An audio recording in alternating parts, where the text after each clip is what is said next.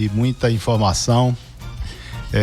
Quero dar um abraço especial aí para você, Tony, para você, Cari, pro meu amigo Vitor ali que tá na técnica ali, tendo todo cuidado com a qualidade do que se manda. Eu já disse a ele que ele tem que botar um pouquinho de maquiagem na gente para ficar bonitinho ali. Colocar os filtros, né? Desejar uma boa tarde a todos os ouvintes, a toda a região, que essa é uma emissora que tem uma abrangência extraordinária e tenho certeza que muita gente está ligada nesse momento. Com relação a questão da coisa gelada, pode fazer mal teoricamente quando a gente pensa na seguinte questão: nós estamos vivenciando aí altas temperaturas e quando você está num ambiente muito quente e ingere algo gelado, isso pode interferir na sua imunidade, ou seja, baixar a imunidade e consequentemente você pode ter infecções oportunistas, como infecções de garganta, infecções respiratórias de maneira geral, e isso não é tão interessante, esse choque térmico. Essa é que é a questão, certo? Em relação ao uso do alimento gelado. Então, mas acaba assim, dando uma consequência já que nós estamos num momento de muito calor, baixa umidade, eu acho que se vai tomar água, se vai tomar algo gelado, por exemplo, algum líquido, pode dar uma misturadazinha para minimizar um pouquinho, porque também a gente, se for tomar na temperatura ambiente, vai ter que tomar morna, né? É verdade. Eu tenho um costume de beber só água misturada, né? Até por conta que eu já conheço minhas limitações. Se eu tomar água gelada à noite, mesmo no outro dia, né, a garganta já está arranhando. Então eu já me conheço e misturo a água, né? Mas eu tenho que ser franco também. Nesse calor, vez ou outra, tomar uma coisinha gelada é bom, viu? Dá uma aliviada. É agradável, isso, sem dúvida nenhuma. Mas é isso. Mas a gente começou assim dessa forma, né, mais descontraída, mas a gente sabe que tem outros problemas que acabam acometendo as pessoas. Tem gente que sangra bastante, né? Sangramento nasal durante esse período. Tem gente que tem muito ressecamento de lábio, dos olhos, né? Da garganta.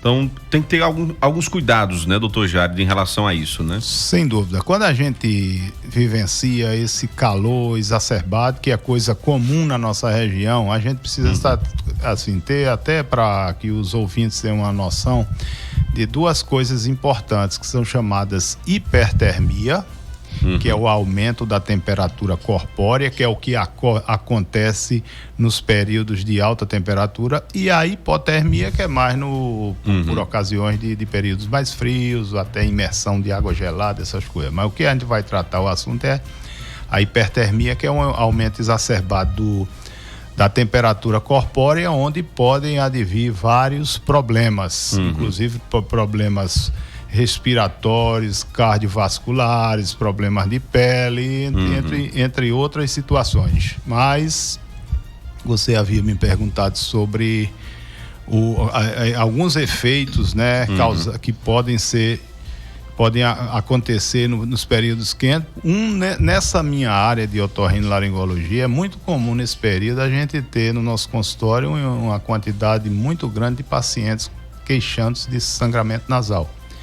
Isso é muito comum por conta da baixa umidade, da diminuição da umidade das mucosas, com consequentemente ruptura de microvasos ali nessa região nasal, e isso pode favorecer a questão do sangramento nasal. E se a gente usa muito ar-condicionado à noite para dormir, então, né, durante o dia, aí piora, né, perfeitamente. Se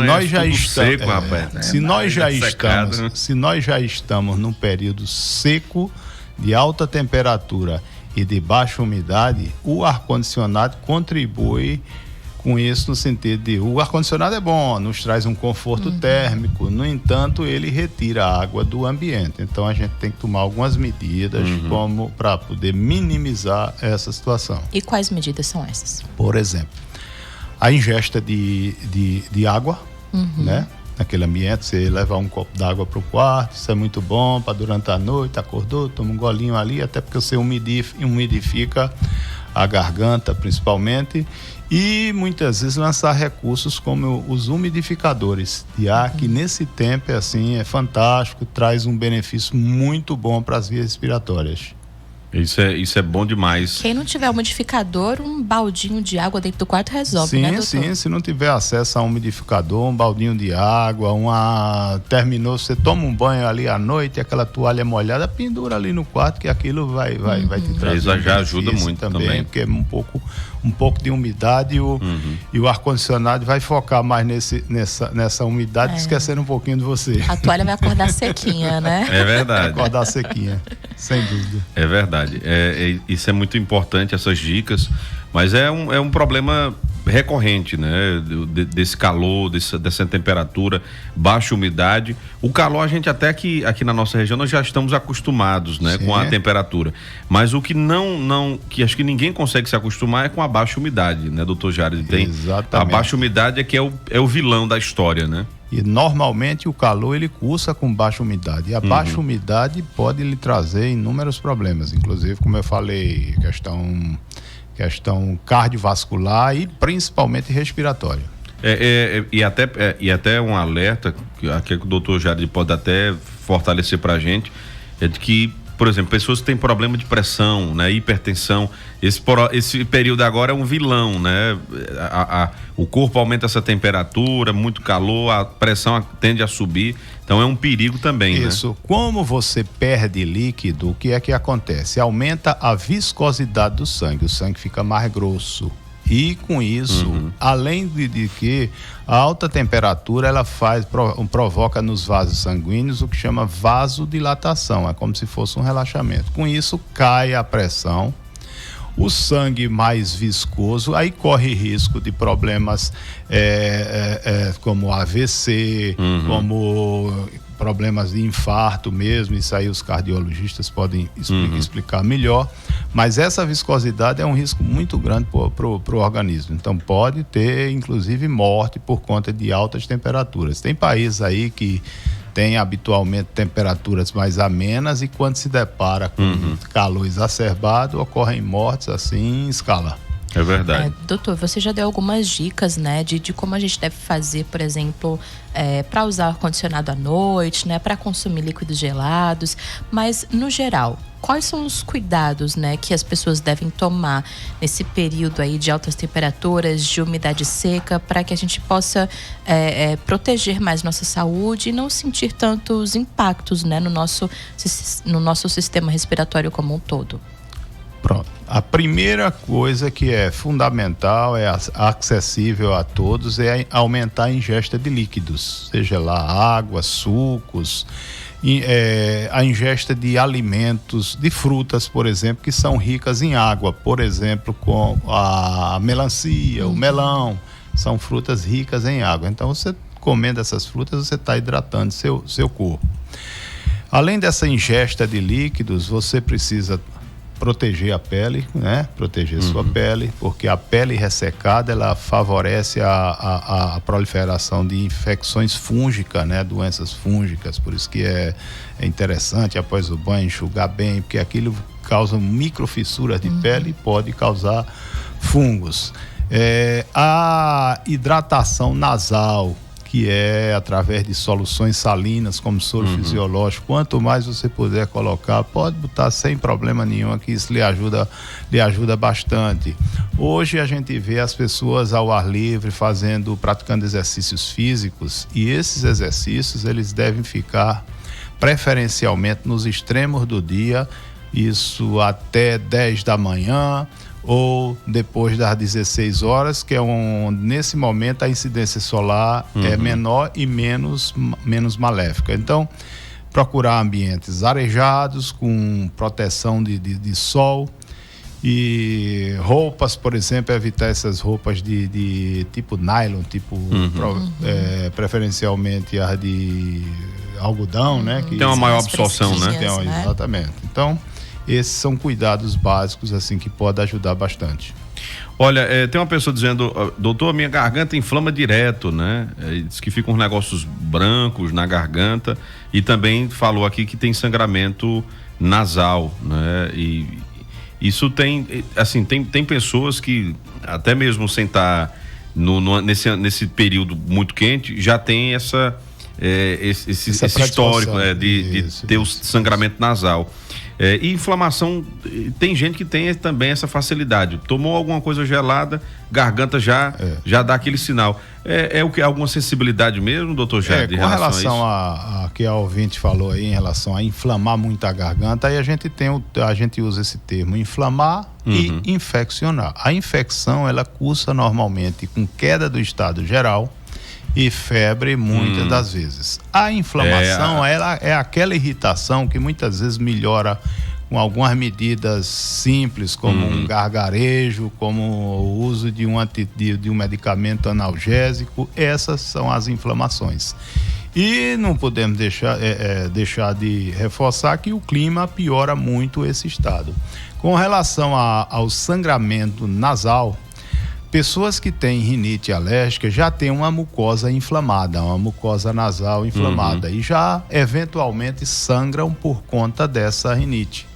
Ao passo que chega um período mais quente, de alta temperatura, certamente essas pessoas vão sangrar com mais facilidade do que aquelas outras que não têm problema de nenhuma patologia nasal. Doutor, o senhor tocou nesse assunto, né, de pessoas que têm rinite alérgica, e essas pessoas que já têm doenças do sistema respiratório crônicas, né, elas, como o senhor mesmo disse, já são mais sensíveis, né, e o que eu queria entender era por que essas pessoas, com a mudança do clima, elas começam já a sentir alguma coisa, né? Por exemplo, o tempo esfriou ou esquentou, aí já começa a sentir algum incômodo na garganta, nariz entupido. Como é que o clima afeta o organismo dessas pessoas? Há pouco eu falara sobre a questão de alterações de temperatura, baixa imunidade, por exemplo. Baixou a imunidade, então se a pessoa tem uma predisposição a alergias, então fatalmente essas pessoas vão desencadear uma crise. Se tem tendência a ter infecções de amígdalas, como as amidalites, sinusites, então isso tem muito a ver com a predisposição genética, com aquele ambiente que você está convivendo, e também com com a questão climática também, o ambiente que você vive, e um conjunto de fatores que podem desencadear algo que você já tem aí na sua memória genética, imunológica. Mas assim, muito se mexe com a imunidade. Alterou a imunidade, pode advir tanto infecções como alergias. Então, quem já tem alguma doença do tipo, é bom se preparar, trabalhar mais na questão da imunidade, tomar vitaminas. Preparar, se prevenir, porque essas pessoas estão mais propensas, né? Eu estava vendo que essa questão da temperatura, né? Nós vivemos no semiárido, né? É a nossa região. Aqui é sempre quente, né? Tem os períodos que a temperatura muda. Por exemplo, a gente teve até quase dia 10 de setembro, nós estávamos vivendo um período de noites frias, dias começando frios, com 17 graus aqui na nossa cidade, e de repente, depois do dia 15, esse calor intenso, né? Acontecendo. E a gente sabe que com essas variações, doutor Jair, aí é onde as pessoas adoecem. As pessoas acabam tendo muito essa influência, né, de problemas respiratórios nesse sentido. E aí quem já tem uma predisposição, minha filha mesmo tem sinusite, né, a do meio, e mudou um pouquinho, aí já começa os sinais da sinusite. Então, quem já tem essa predisposição com essas variações de temperatura, acontece muito, né, de adoecer, né? Acontece. Como você falou de sinusite, e tanto a sinusite acontece muito nos períodos mais frios, como também nos mais quentes, por conta dessa dificuldade de umidificação das vias aéreas. Uma coisa que tem sido muito difundida pelos profissionais de saúde, principalmente pediatras, otorrinos, é a questão da lavagem nasal. Então, se essas pessoas já têm a predisposição, pode lançar mão desse recurso da lavagem nasal. E hoje a lavagem nasal ela é menos conservadora, ela é mais, agora pode usar com mais frequência, E tem uns benefícios bem interessantes, Muito. A gente vê assim, muitas pessoas que relatam que após o costume e o hábito da lavagem nasal tem evitado infecções de vias aéreas, principalmente sinusites, rinites, pode prevenir até otites, porque muitas vezes você tem infecções de ouvidos secundárias a uma congestão nasal por conta de secreção. Então a lavagem nasal, para que todos saibam, é importante. É importante que ela tenha alto volume e baixa pressão, não precisa impor muita pressão para que não haja prejuízo a outras áreas. Mas assim, pode fazer volume de solução salina, não de água. Porque o pH da água, quando você instila no nariz, coloca no nariz, por exemplo, ela mexe com o movimento ciliar, que é um movimento que protege as suas vias aéreas, entendeu? Mexe com a questão do muco. Irrita a mucosa. Achei interessante o senhor falar sobre isso, doutor Jared, porque há um mito, né, realmente em cima dessa lavagem nasal. Tem muita gente que às vezes não acredita ou tem medo de fazer no nariz, que acha que vai, né? É bom demais. Que vai, né, ir para outros lugares, mas estão usando tanto a lavagem nasal que até a própria pediatria também recomenda muito para crianças, né, doutor? Porque as crianças, elas adoecem com muita facilidade, né? Então, ao invés de ficar usando muito remédio, muito antibiótico, algo que às vezes não é tão bacana, já está introduzindo muita medicação nos pequenos, tem muitos pediatras hoje que recomendam a lavagem nasal ao invés de xarope, né? Ao invés desses outros medicamentos. Deixa só para quando a criança está num caso muito grave, aí sim, claro, tem que usar. Mas de forma preventiva, tem muito pediatra que já indica a lavagem nasal. Já tem sido difundido aí largamente. E é importante porque os pediatras é que têm aquele primeiro contato com a criança, quem precisa orientar, já orienta a mãe, as pessoas lançam mão desse recurso em casa. Já que a gente está falando aqui nessa questão de lavagem nasal, é importante que saibamos também a questão da temperatura. Muitas vezes você coloca um soro fisiológico na geladeira e quer imediatamente retirá-lo e já colocar no nariz. Congelar o nariz. Vai prejudicar. Então vai é interessante que este soro fisiológico, essa solução salina, esteja em temperatura ambiente. De temperatura ambiente a levemente morna. Aí é que é bom, porque causa uma vasodilatação nas mucosas, melhora o fluxo sanguíneo, isso faz um bem importante. É interessante, lá em casa a gente faz, Conrado só deixa eu fazer nele depois que ele faz em mim. É o acordo. Ele faz em mim primeiro, pronto, mamãe, já fiz em você, agora pode fazer em mim. Agora assim, para quem tem criança em casa, não vá achando que a criança vai fazer e vai ser de bom grado, não, porque é meio incômodo, né? Mas depois eles vão se acostumando. Conrado é inteligente, ele diz, eu deixo a mamãe fazer, se for bom eu faço. Tá vendo aí? É aquela história. Mas também eu não engano não, viu? Eu demonstro o incômodo para ele, mas eu digo, não, incomodou, mas passou, vamos fazer, você vai sentir um incômodozinho, para que não tenha surpresa, não adianta eu enganar um menino, né? Dizer que não tô sentindo nada. E ainda mais o menino de hoje, como é que engana? Esperto demais.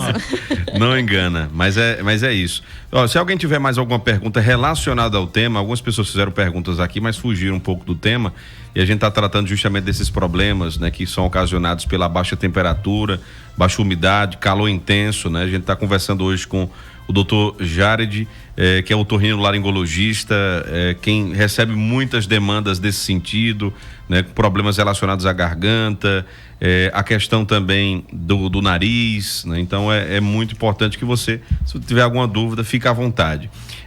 Essa questão que nós estamos tratando, né, do nariz, isso é muito importante, né? A gente tem uma gama de pessoas que sangram bastante nesse período, né, desse sangramento por conta da temperatura. Então, são dicas valorosas que a gente agradece demais pela presença aqui do Dr. Jared. E essa é bem interessante uma coisa que o Dr. Jared falou, né, da pergunta da ouvinte sobre garganta inflamada, que é justamente isso, né? É diferente a garganta inflamada e irritada, né? Irritada acontece, às vezes você come algum alimento ou você até comemorou muito o Flamengo ontem, né? Que ganhou, né, Vitor? Ganhou a Copa do Brasil, aí ficou rouco, né? Aí a garganta fica arranhando. Trajado. Já veio sem camisa, que tá dizendo aí, ele veio sem camisa. Mas enfim, então tem essas coisas também. Então você tem que dar uma avaliada.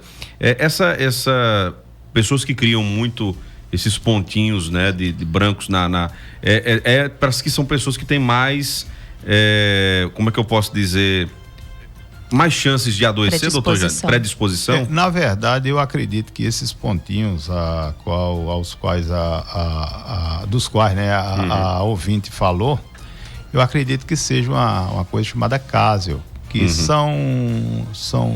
é como se fosse uma massazinha que se aloja ali naqueles espaços amidalianos. Isso ali é uma defesa, ou não? Aquilo ali tem muito a ver com a anatomia das amígdalas. As amígdalas da gente tem aquelas que tem a superfície mais lisas, tem umas que tem umas saliências e reentrâncias, assim que a gente chama, uns né? Buraquinhos. Aí tem uns amígdala, buraquinhos, né? chamadas de criptas, e que ali pode alojar um resíduo alimentar, e aí o organismo inteligentemente cria uma espécie de um exudato, uma secreção para poder englobar aquilo e tentar expulsar, e aquilo gera um certo desconforto e sente uma irritação local, mas não é um quadro infeccioso. Isso é muito mais pela questão anatômica. E a ouvinte havia falado na questão, você até citou a questão das inflamações de garganta. Existem inúmeras situações que podem acometer a garganta, como questões de temperatura. Por exemplo, aquele paciente ou aquela pessoa que costuma ter dores de garganta pela manhã, que ao longo do dia isso melhora e no dia seguinte fica se repetindo. Isso pode dar lugar a uma investigação na questão estomacal, que tem um refluxo que causa isso. O pH dos líquidos que fazem a digestão do estômago, eles são muito ácidos. Só que o estômago ele é preparado para receber esse tipo de líquido, esse tipo de acidez. Quando ela sobe e migra para a garganta, ou até mesmo aquele gás, e principalmente isso ocorre muito à noite pela posição do corpo deitada, no dia seguinte aquela acidez causa um desconforto. Você amanhece com a garganta rouco, às vezes com secreção, tentando expelir essa secreção. Isso pode ter relação com o estômago, como também as pessoas que têm obstrução nasal, que ao dormir abrem a boca para compensar aquela respiração, e a garganta ela não é preparada, não tem filtros para preparar o ar que chega, combater as impurezas como tem o nariz, e isso causa também irritações constantes, né? Karen, só trazer essa pergunta aqui rapidinho da ouvinte, claro. Que eu achei bem interessante. Boa tarde, eu tenho rinite alérgica, porém eu não entendo quando lavo os cabelos, no outro dia acordo em crise de garganta, ardendo, etc. Ela traz algumas observações. Ela vai dormir de cabelo molhado? Aí tem aqui, já fui operada da garganta, não tenho amígdalas, né? Desde os meus 14 anos que não tenho mais. E aí ela fala isso. Ela tá online aqui. Você dorme com os cabelos molhados porque tem alguma coisa a ver com isso, doutor Jair, dessa rinite? Pode. Ela disse que não, que não dorme. Se você dorme com o cabelo molhado, isso aí facilita o aparecimento de... Mas aí tem que ver de maneira mais abrangente se ela não tem alergia a substâncias químicas, e a gente sabe que os shampoos são substâncias cosméticas, né, que tem substâncias químicas, e ainda mais quando ela relata que coincidentemente ela diz que depende do horário, ela lavou o cabelo, desencadeia por ocasião dessa lavagem com o shampoo, pode causar isso. Como também coincide quando você vai para o seu quarto, ali é o ambiente que mais pode alojar o ácaro. O ácaro ele se alimenta de descamação de pele, principalmente. E ali na sua cama, quando à noite começa a espirrar, o fato de quando você está fora do quarto, não sente tanto. Quando entra ali, você pode se deparar e contactar e aspirar aqueles resíduos de ácaro e desencadear crises. Mas aí pode ser essa questão aí exatamente pontual aí dessa ouvinte, que seja o próprio shampoo. Tem gente aqui, a nossa querida amiga Carol Sampaio tá dizendo aqui, confio de olho fechado, doutor Jared, né? Tá aqui perguntando pra gente, né? Falando também, participando aqui da entrevista. Tem outro, tá dizendo, meu filho já está acabando o tratamento de 3 meses, caso volta da crise de amidalite, é caso de cirurgia, né? É o ouvinte falando aqui sobre caso de cirurgia. Também tem Esse é um assunto muito bom, viu, Tony? Aproveitar e perguntar para o senhor, doutor. Tem algumas pessoas que fazem, né, cirurgia de amígdala. Já tem gente que diz, não, eu não vou tirar porque a amígdala é uma barreira de proteção e vai acabar dando infecção em outro lugar. O que é aconselhável, doutor, nesse sentido com inflamação das amígdalas? Pois não, deixa eu mandar também um abraço para a doutora Carol. Excelente profissional, gente de extrema simpatia. O senhor conhece uma Verlene Carvalho? É minha irmã. Tá aqui. Parabéns, rapaz, mano.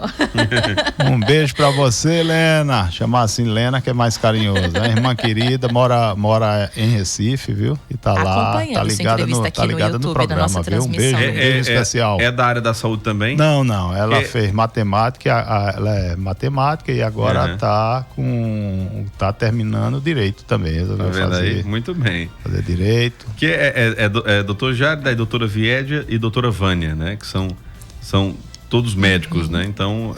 Isso, tem na área de saúde ainda tem Vilma, que é odontóloga, mas assim trilhou mais para o lado empresarial. Isso, Vilma, né? Lá da Crença Companhia. Um abraço para ela. E o restante é mais nessa área de engenharia, os irmãos e tal.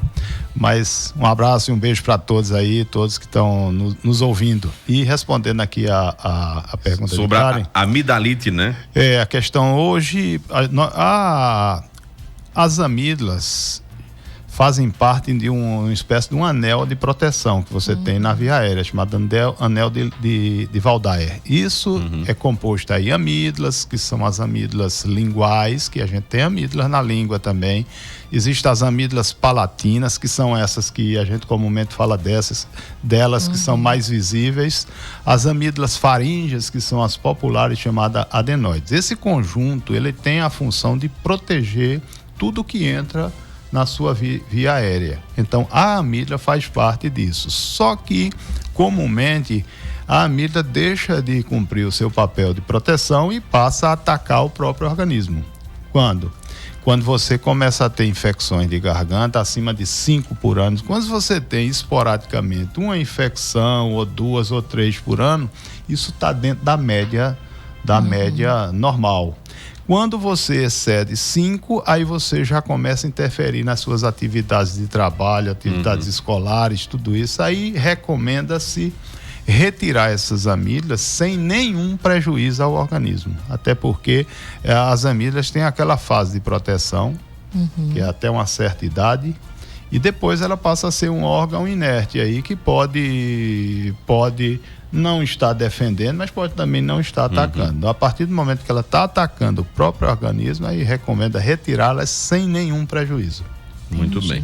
A gente já está perto de encerrar, doutor, só pra gente, antes da gente encerrar, o que a rouquidão tem, como a rouquidão tem a ver com essas infecções, inflamações na garganta, né? Muita gente que sente aí algum quadro de infecção na garganta ou de rinite alérgica e aí acaba logo ficando rouco, perdendo a voz. Como é que uma coisa está ligada com a outra?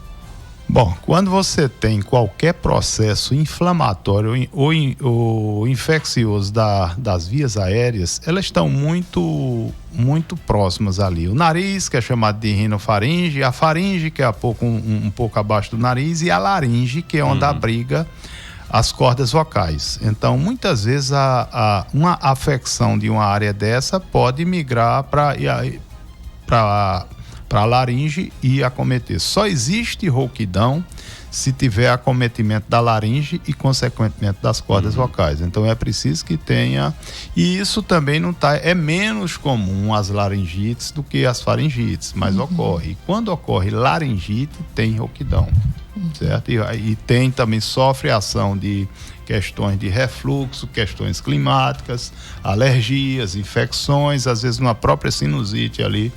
Você tem o que chama de descarga posterior, é quando a secreção do nariz está escorrendo por trás do nariz, descendo para a garganta e ali chega até a laringe, inflamando toda aquela região e você pode ter rouquidão. Que essa também. secreção ela vai com vírus também. Vai também, pode ser, a causa pode ser viral, pode ser bacteriana, pode ser fúngica, que é raro, mas ocorre também. Muito bem. Doutor Jared, muito obrigado pela participação. 30 minutinhos aqui, exato, de entrevista. Muito obrigado mesmo. A gente fica muito feliz, muitas dicas importantes.